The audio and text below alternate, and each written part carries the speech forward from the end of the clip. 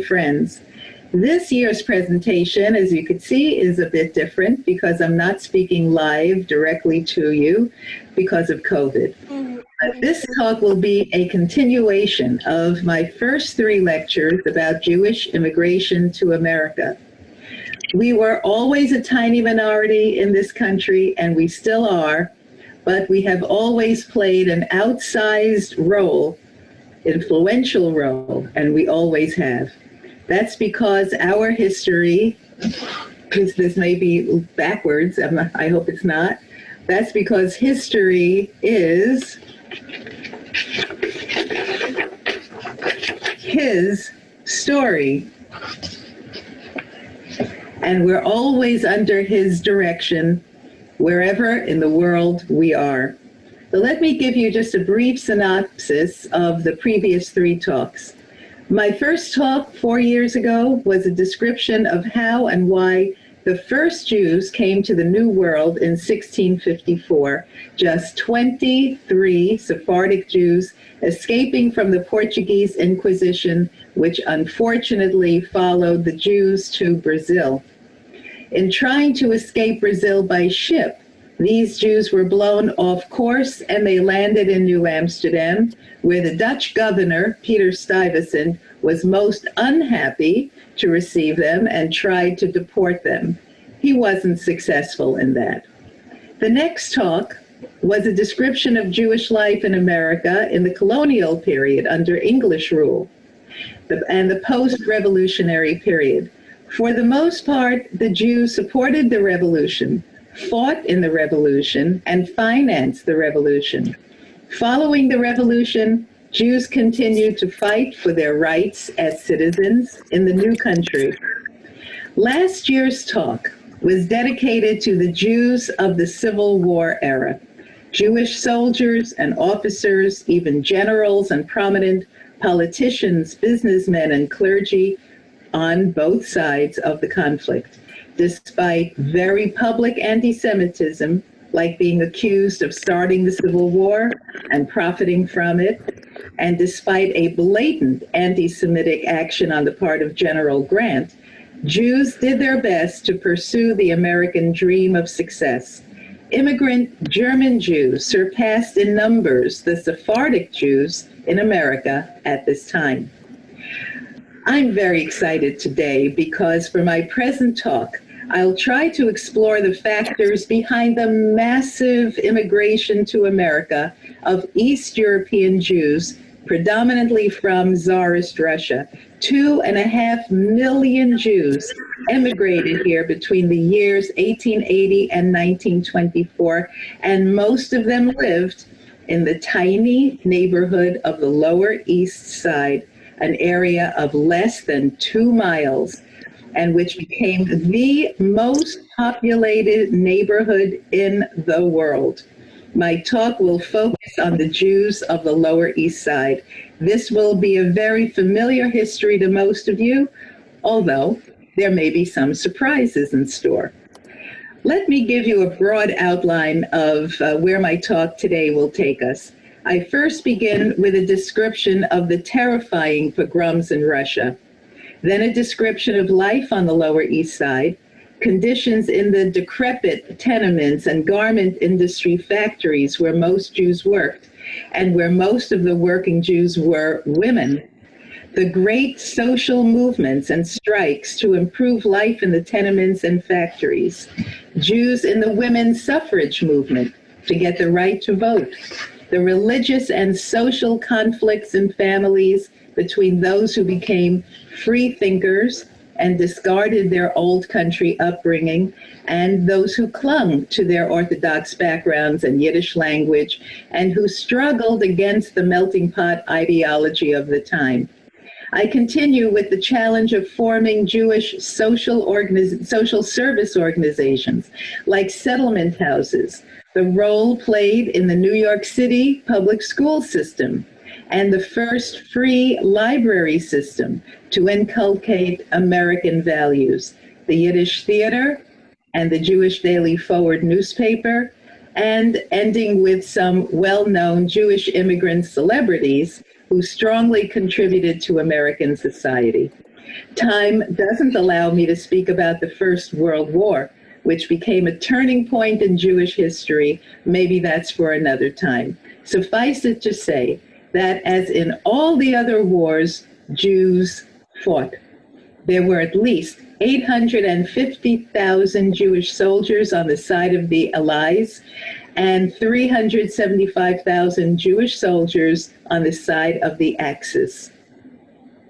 And now look at this picture of my beloved Bubby. I dedicate this talk to my beloved Bubby, Dora Alpert Natowitz from Dakshitz, Russia, who you see here at age 16 with her two brothers who came over first shortly after her arrival on the Lower East Side. Bubby traveled alone, arriving at about the turn of the century. This is her story, and this is the story most of you know from your own families. Why did 2.5 million Jews, half the number of Russia's 5 million Jews, leave Russia for America in the 1880s? Because of the restrictions against Jews, and especially the terrifying, murderous pogroms, a wave of terror coordinated and encouraged by the Tsarist government. The campaigns against Russia's Jews were official state-sponsored policy, carried out with the knowledge and agreement of government officials, the army and police, and the church. Looting, beatings, rapes, destruction of homes and property, especially the Kishinev massacre of April 1903, following charges of a blood libel that Pesach. 3 days, unrelenting, of bloody violence, 600 women raped. Between 1880 and 1921, there were several waves of pogroms, over 1,200 pogroms, 60,000 Jews were murdered and tens of thousands injured. In addition to pogroms and other anti-Jewish laws, it was illegal to wear payas, to dress in traditional Jewish clothing. Jewish boys had to enlist in the army from age 12 to 25, or else they were kidnapped. High taxes. Jews were not allowed to buy or rent property. There were limitations on jobs, trades, and education. Jews could live only in restricted areas in what was called the Pale of Settlement in Western Russia. There was terrible poverty. Thank God, somehow or another, Russian and other East European Jews managed to leave in a massive immigration. Their trip across America, as you could see in the picture, is a horror story in itself.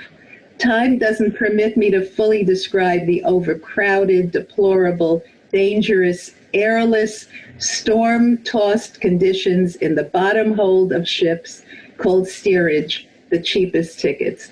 Time doesn't permit me to describe their next grueling challenge of arrival on Ellis Island, as you see in this picture, how the immigrants were quickly herded and sorted, examined and questioned in a language not their own by officials who had the power to separate or deport families for various reasons, or what the new immigrants thought and felt upon seeing a city so completely different from what they left behind, with skyscrapers, movement, noise, rushing to and fro, an alien land, a culture shock.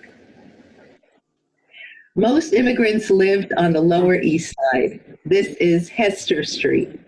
Let me quote you from a Library of Congress description of the Lower East Side. Quote, when a new Jewish immigrant first set foot on the Lower East Side, he or she stepped into a Jewish world. Every major institution, from the bank to the grocery store to the social club, was Jewish owned or Jewish run, and everyone a Jewish immigrant might speak to would likely be Jewish. For a new Jewish immigrant in a strange country, this immersion in a familiar world around people who shared a common language, Yiddish, faith, and background could be profoundly reassuring, unquote. While this sounds like a lovely ideal, the reality of life on the Lower East Side was quite more challenging and dangerous. And in this picture, you see Orchard Street.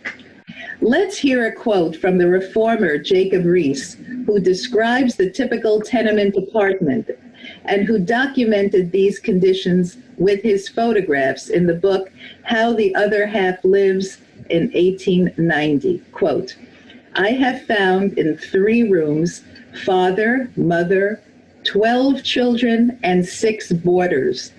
They sleep on the half-made clothing that they sewed in their sweatshop apartments for beds.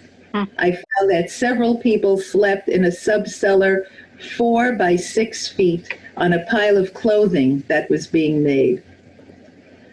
The bathroom was an outhouse in the backyard, as you see here, shared by 25 to 30 neighbors, or chamber pots. Very little air and sunlight came through the small tenement windows. Those apartments that had running water in the kitchen sinks were considered a luxury, 1 water faucet per floor otherwise, as you see in the picture. Public bathhouses were the place to get clean. Children bathed in the kitchen sink. On hot days, people slept on fire escapes or rooftops. The Lower East Side was dangerous. Nearly half of New York City's deaths by fire occurred in the Lower East Side. Disease was rampant, particularly TB. Clean water, privacy, unheard of. You could see the next picture of children playing in the city streets. There were no parks or playgrounds. They played amid streams of raw sewage or piles of horse manure. Immigrants came as families, but also sometimes the husbands came first, and when he was established, he sent for the wife and children, or rather, he was supposed to. Not always did it work that way. Some wives and families were sometimes left behind to fend for themselves in Russia, or some husbands deserted their families once they arrived in New York City. A Jewish organization had to be established called the National Desertion Bureau to locate deserting husbands, and their names and photos were published in the Jewish Daily Forward newspaper. As soon as they arrived, Jewish immigrants went to work to survive. You could see here in the picture, women and children and men. They were peddlers, shoemakers, tailors. They opened mom and pop grocery stores, candy stores, cigar stores, small restaurants, hat stores.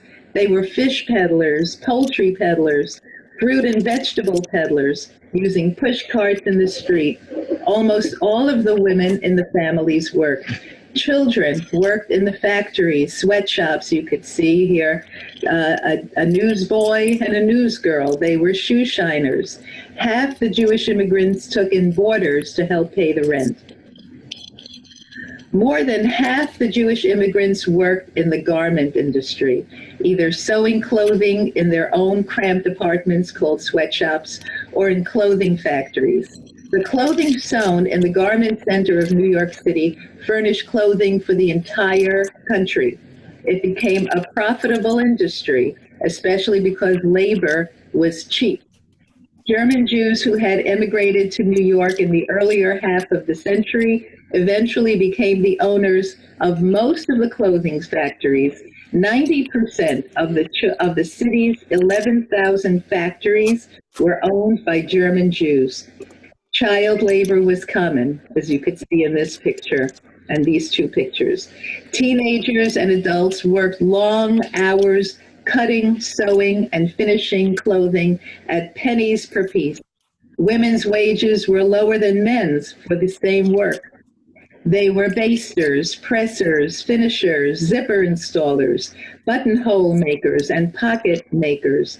They worked at high pressure from early dawn till sometimes the following dawn in the busy season. 70% of the garment workers were women. By 1909, conditions in the garment factories had become nightmarish. Employees labored 65 hours a week, sometimes 75 hours a week in the height of the season. Often workers had to provide their own needles thread, knives, irons, and occasionally even their own sewing machines. Workers were charged for their equipment, their clothes lockers, the chairs they sat in, the electricity they used. They were fined for the smallest lateness or damage to a garment, or fined if caught talking or humming on the job. The foreman set brutal quotas. At the Triangle Shirtwaist Factory, women had to ask the foreman's permission to open the locked exit doors to go to the outdoor bathrooms 8 to 10 floors below. But the women garment workers, predominantly Jewish women who had recently left the dire conditions in Russia, were not going to be passive victims of exploitation in America. Many of these women were already experienced in political and labor movements because they belonged to the Bund, the Jewish Workers' Union in Russia and Poland. Anger and frustration were building up through the summer of 1909. There were a series of small strikes against individual manufacturers, but they failed to make any improvements in conditions. The idea of a general strike began to be planned against the garment industry as a whole. On the evening of November 22nd, 1909, 3,000 women showed up at a mass meeting at Cooper Union, organized by the ILGWU, the International Ladies Garment Workers Union.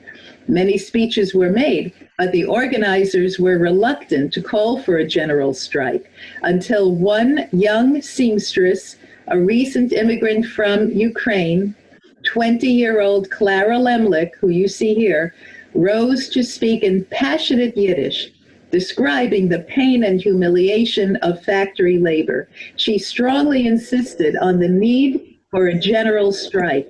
That speech galvanized the room, and the next morning, 15,000 shirtwaist workers walked out onto the picket lines. Within a few days, they were joined by 5,000 more.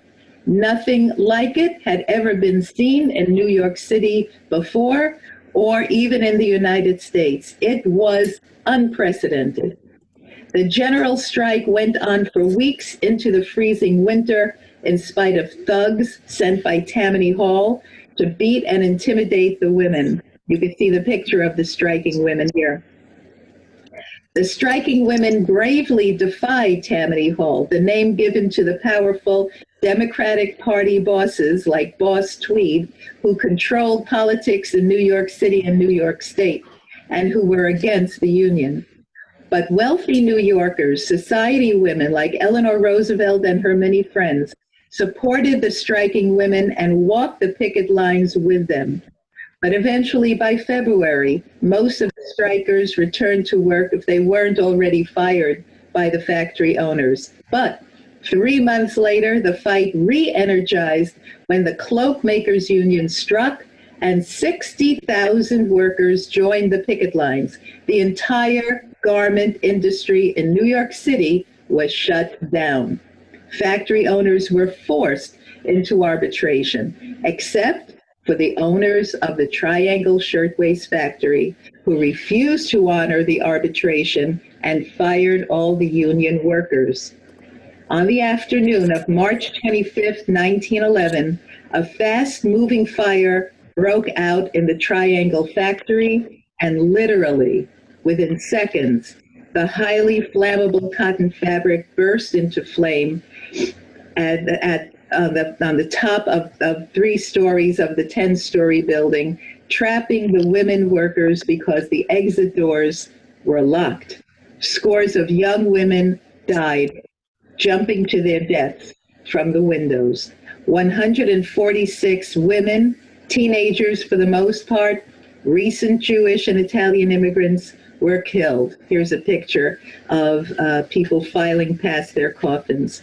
This event galvanized the city and strengthened the fight of the labor unions. A march of over 500,000 people ensued, angrily demanding better working conditions. At this point, Tammany Hall saw the broad public support for the garment workers and dropped their opposition to the unions, accepting reform legislation for garment workers and factory conditions. It was a major victory for labor, and Jewish women were in the forefront. The women's suffrage movement coincided with all these dramatic events. You could see a picture of women in New York City demonstrating for women's suffrage. The brave and gutsy Jewish women who led the fight for improved working conditions also established organizations which ultimately led to the passage of the constitutional amendment to allow women the vote. Among the many women who played an active role and a critical role were Rose Schneiderman, who you see here, whose family came from Poland in 1890, settling on the Lower East Side. Rose went to work at age 13 at a garment factory. Beginning with organizing women in that factory, she became one of the founders of the Women's Trade Union League. Rose also helped found the Wage Earners League for Women's Suffrage, one of the many organizations which successfully won women the vote. And Pauline Newman, whose picture you see, a recent Jewish immigrant from Russia to the Lower East Side, who eventually became the first female general organizer of the ILGWU. At age 9, she worked in a brush factory. At age 11, she worked for 7 years in the Triangle Shirtwaist Factory, where she began to organize the women. At age 20, on New Year's Day in 1908, Newman and her supporters led a rent strike for 10,000 Lower East Side families. This became the largest rent strike ever in New York City, and much later led to rent control. As leader of the strike, the New York Times called her the East Side Joan of Arc. Soon after the rent strike ended, Newman began to agitate for women's suffrage. Why were these two social movements combined? The movement to improve living and working conditions for immigrants and the women's suffrage movement. Because without women having the vote, without having political clout, there could be no real change in the city, state, and federal government's policies. Listen to the eloquent and passionate words of young Clara Lemlich, age 21, as she rose to speak in Yiddish at that first labor meeting in Cooper Union. Quote, "The manufacturer has a vote. The bosses have votes. The foremen have votes. Inspectors have votes. The working girl has no vote. When she asks to have a building in which she must work made clean and safe, the officials do not have to listen. When she asks not to work such long hours, they do not have to listen. Until the men in the legislature of Albany represent her, as well as the bosses and the foremen, she will not get justice. She will not get fair conditions. This is why the working woman now says that she must have the vote," unquote.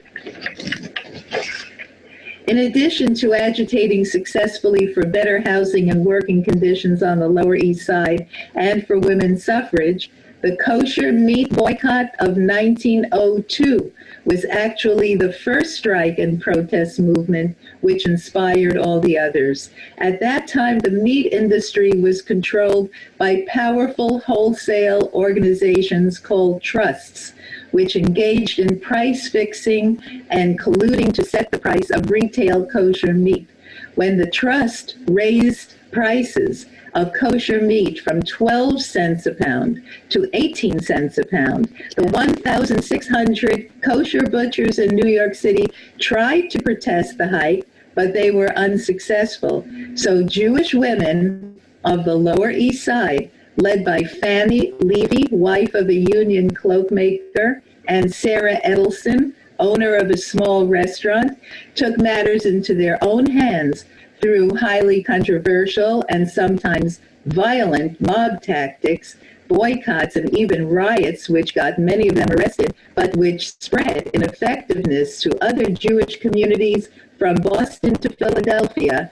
These Jewish women successfully combated the meat trust industry and got the price of kosher meat lowered to 14 cents a pound.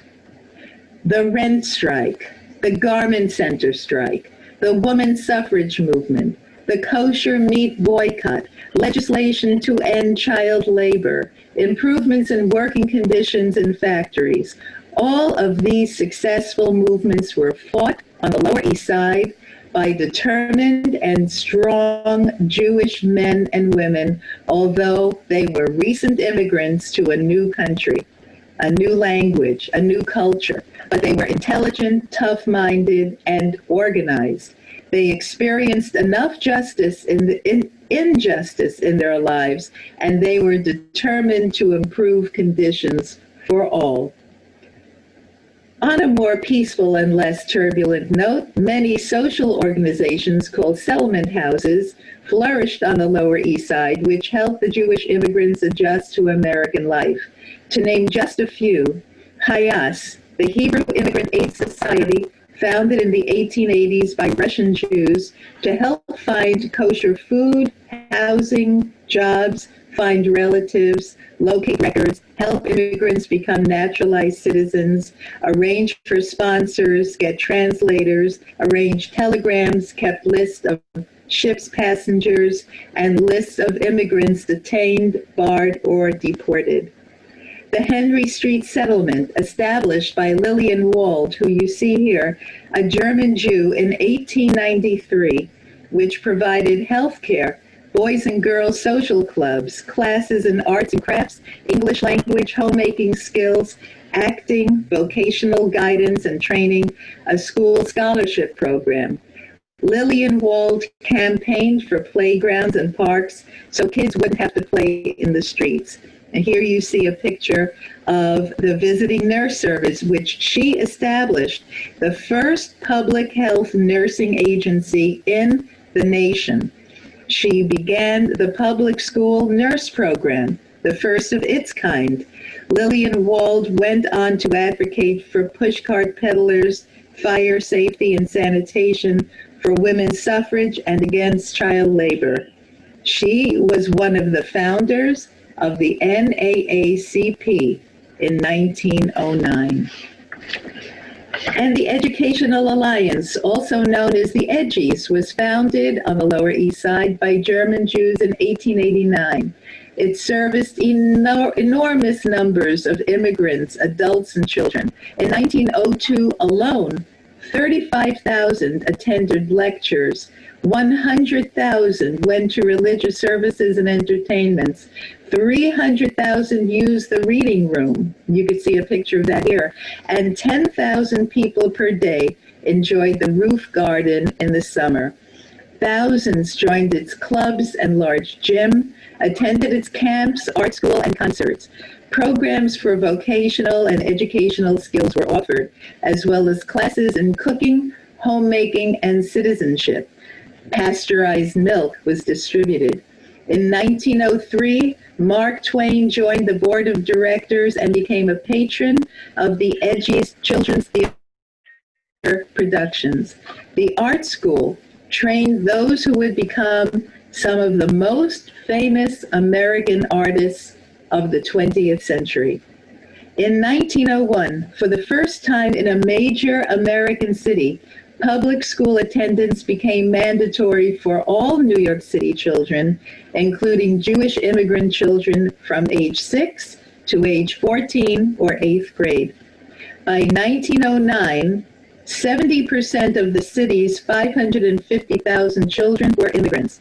The city public schools, you could see a picture of that here, instituted for the first time a central board of education to provide a citywide curriculum to teach the 3 R's, as well as American ideals and values and melting pot ideology. Much of the credit for the rich curriculum was due to Julia Richmond, who you see here, a Jew whose family came from Prague and who dedicated her life 40 years in the New York City public school system to elevate the standard of education for children on the Lower East Side. She was the first woman to be appointed as New York City District Superintendent of Schools. Richmond was an educational innovator, establishing classes in science, phys ed, art, commercial and vocational training, special remedial classes for the handicapped, sick, blind, speech impaired, and mentally retarded, as well as accelerated programs for the gifted. Richmond mandated eye exams in the public schools and provided free glasses. By 1906, Jews made up the majority of students attending many of the free night classes in the public schools and settlement house. You could see here the picture of these tired kids in night school after a long day of working in the factory. Learning English was crucial to attaining citizenship and social, political, and business advancement. The Hebrew Technical Institute, established in 1884 on the Lower East Side by 3 Jewish social organizations, was one of the first technical schools in the United States. Despite its name, it was non-sectarian. Its mission was to teach immigrant Jewish boys and girls and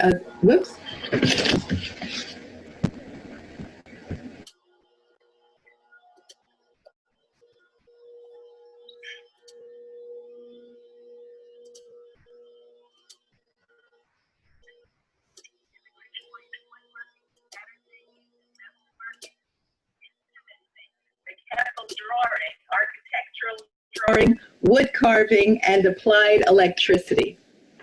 2 of the very first free public libraries in the United States opened up on the Lower East Side, both funded by Andrew Carnegie.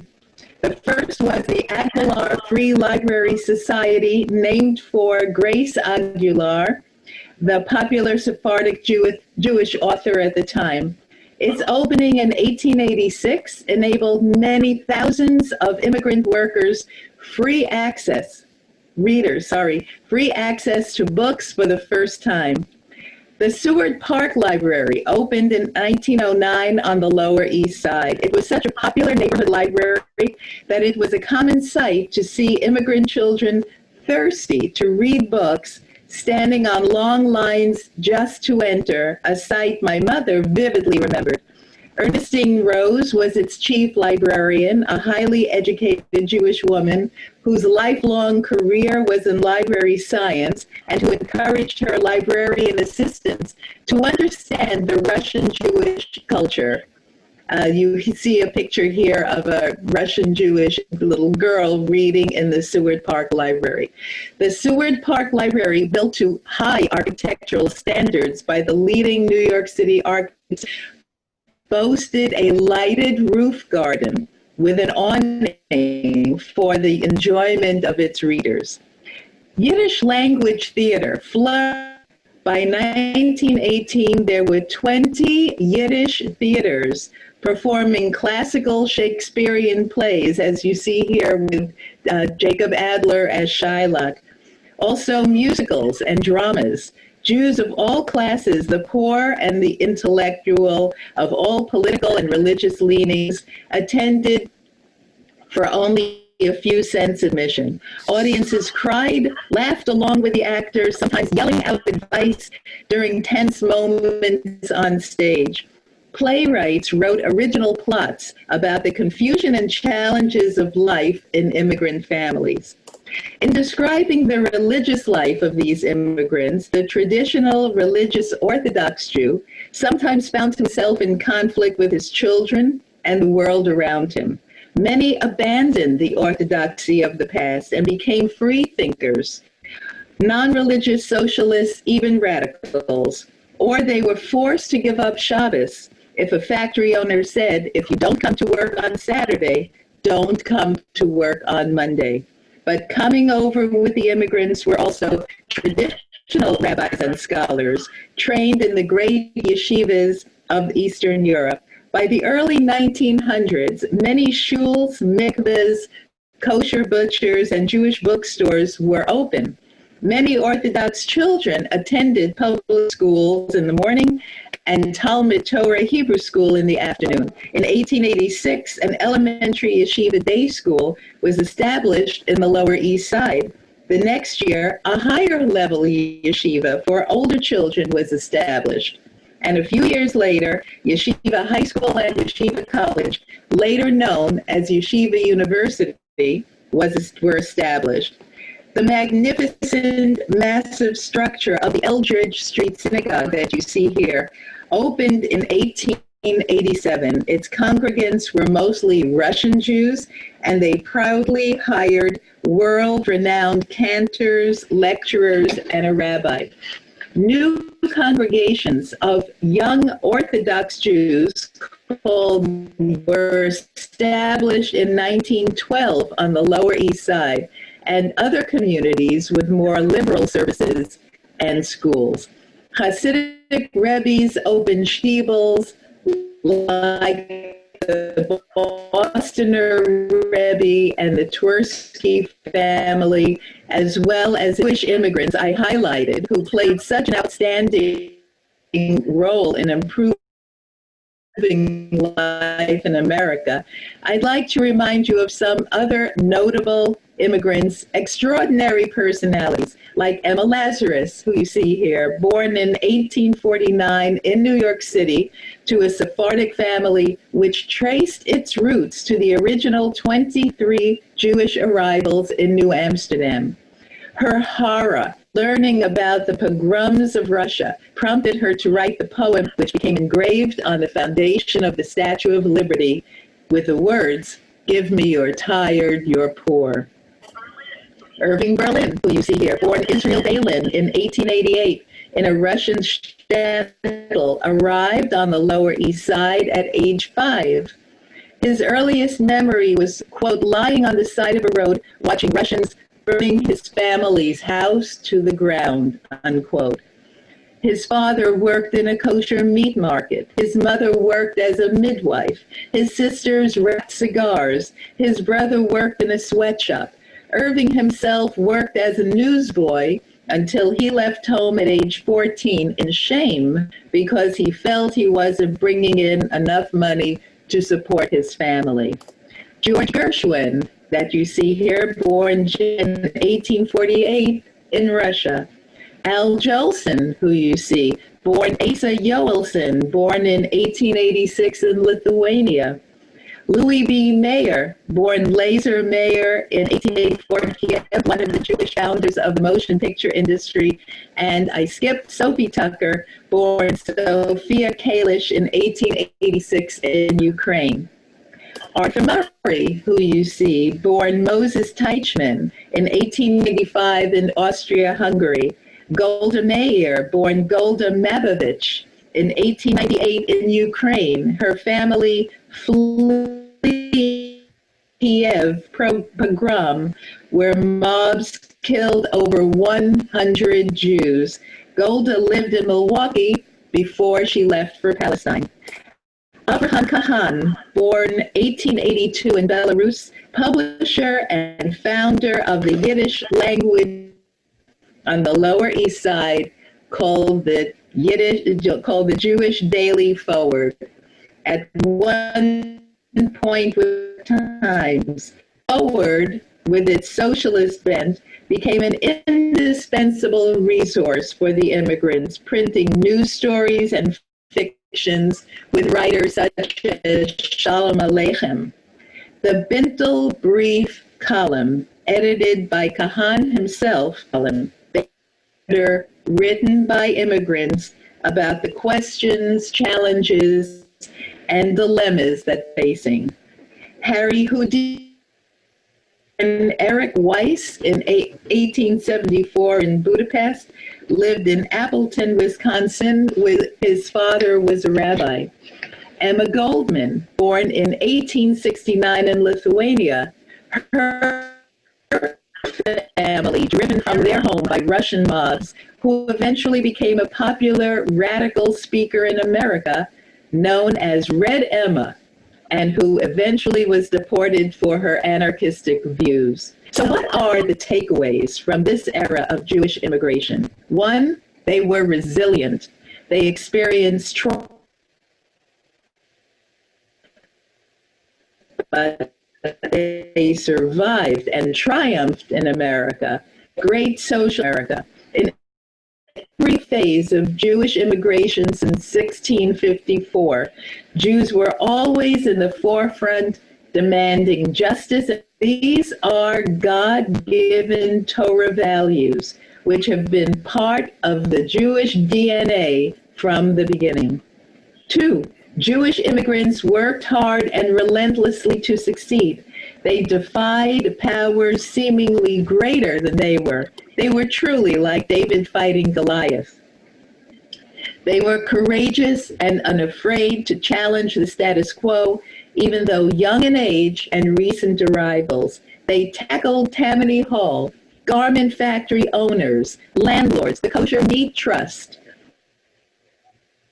Major changes in the city, state, and federal governments, all successfully. And lastly, 3, Jews helped each other cope with the vast culture shock from small towns and shtetls to the Lower East Side. They relied not so much on government, but on their own Jewish social agencies.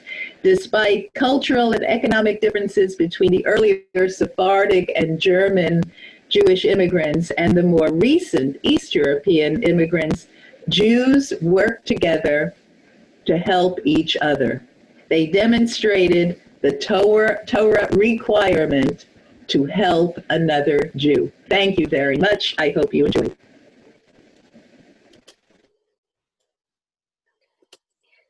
Let me try to unmute everybody. Let's see. Let me get all the unmutes.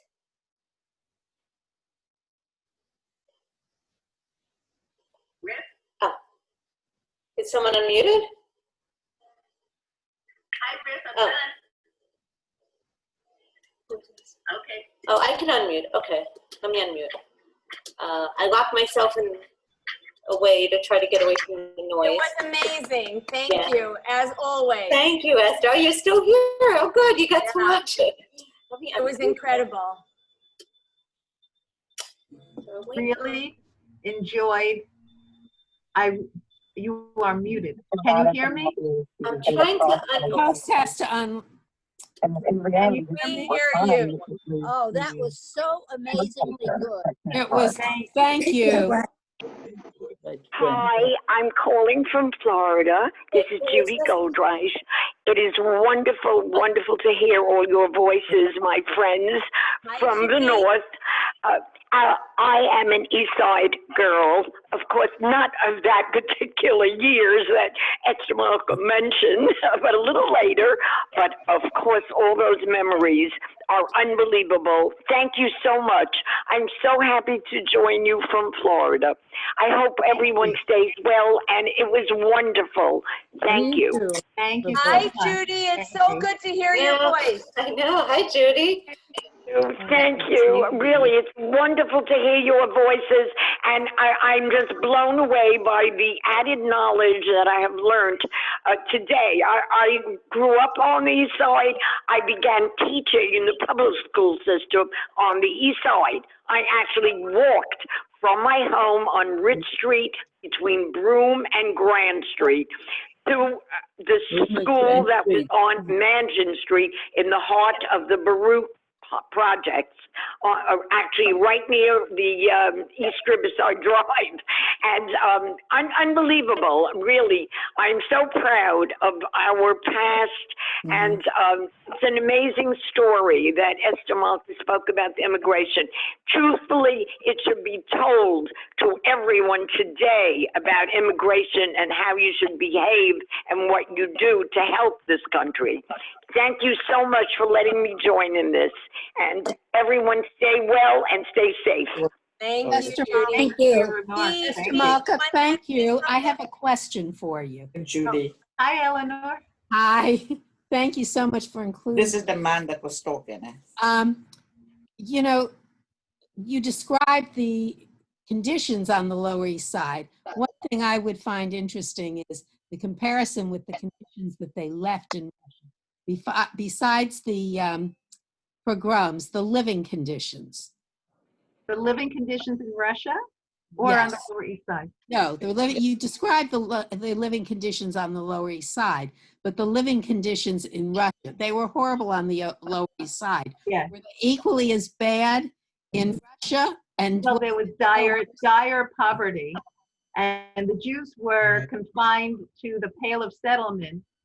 And there they were so restricted in the occupations that they could follow that there was very little chance for them to acquire money and live a decent life. No, the conditions were very, very poor. They didn't all live in shtetls. Many of them lived in small cities, I would say. So when they came to America, they were kind of familiar with the city, just not a city in the size and scope of New York City. But to think of all of the Jews living in shtetls like Tevye in Fiddler on the Roof is incorrect. They were somewhat industrialized because they came with some skills when they came here. But the poverty, the lack of material stuff that they had available to them was just very, very dire. So though, as bad as it was here, they didn't think it as bad as we think it because it was not that big of a change other than city living from what they were living in.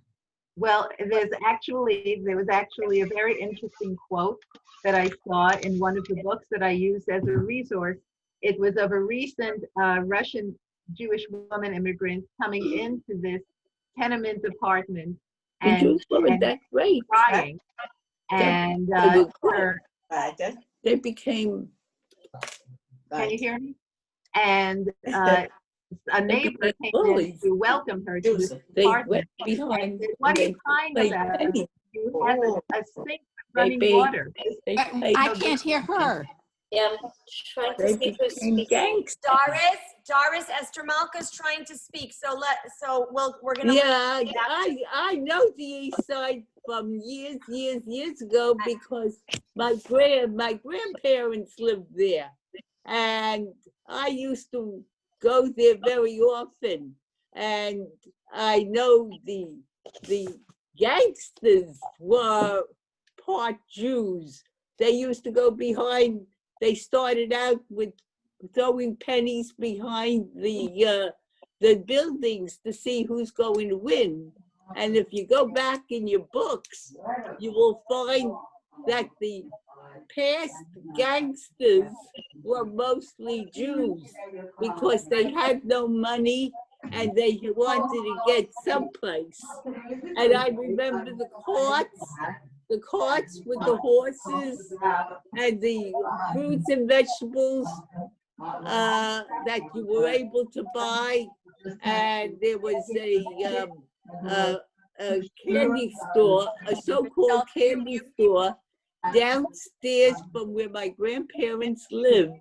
And for a nickel, you were able to get a chocolate soda in a tin can and then walk up 3 flights with it.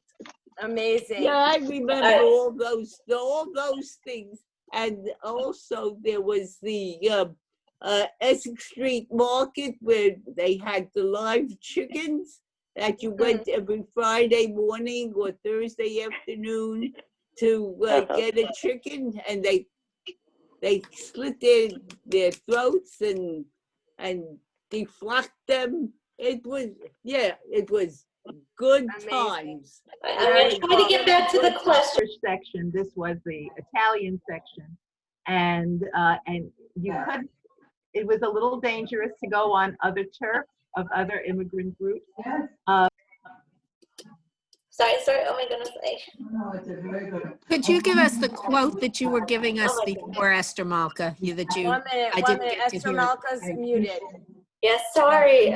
The screen changes so quickly. All right. Michelle, could you mute everybody else? Because we're hearing a lot of background. I can't just do a mute all. Okay, unmuted. Okay, am I unmuted now? Yeah. You're unmuted. I'm going to try to mute everyone else. Esther Malka, could you give your quote first? Yeah. Amazing program. You didn't hear what I said before, in response to that comment about gangsters, Yeah. there were sections of the Lower East Side that were Jewish, Italian, and Irish. And you couldn't safely walk from one area to another. There was a very interesting picture of a certain area, a small sidewalk where only Jewish, Italian kids were playing. So there were definitely sections that you felt safer in your own particular section. But there were, yes, Jewish gangsters, but there were also Italian gangsters for sure, and Italian and Irish gangsters too. Equal opportunity gangsters.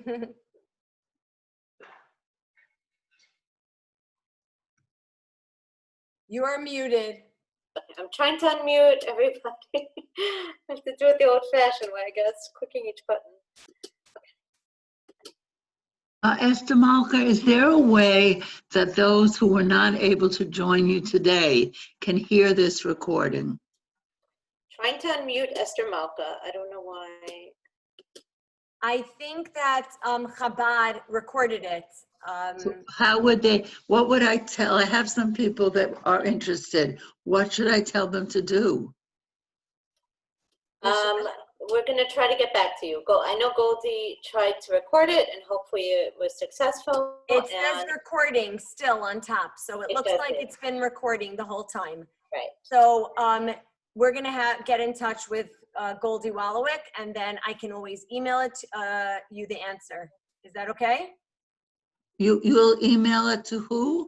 I'll email you how to get onto it. Thank you. Thank you. I also get that email. Who's talking? It's Eleanor Ziv. You don't know me. I'm Hi. I'm a friend from Florida. How are you? I Sure. enjoyed this So you very know much. what? Maybe put on the chat your email address, and I'll take it down. When you say on the chat, you mean here? Yeah, right here on the chat, and Okay. I'll write it down. But Esther Malka, you started a quote about when somebody walked into the apartment, and you got spoken over, so I didn't hear that. Trying to, well, no, she's still muted, and I keep trying to unmute her, and it's not. You can't, I think she has to unmute herself. Esther Malka, please unmute yourself. Okay, that can work. Is that good? There you go. Yes. Now. Yeah, you got Good? it. Okay. So you want to hear when someone walked. Oh, this is really interesting. I mentioned Jacob Rees. This is an answer to your question, Eleanor. Okay.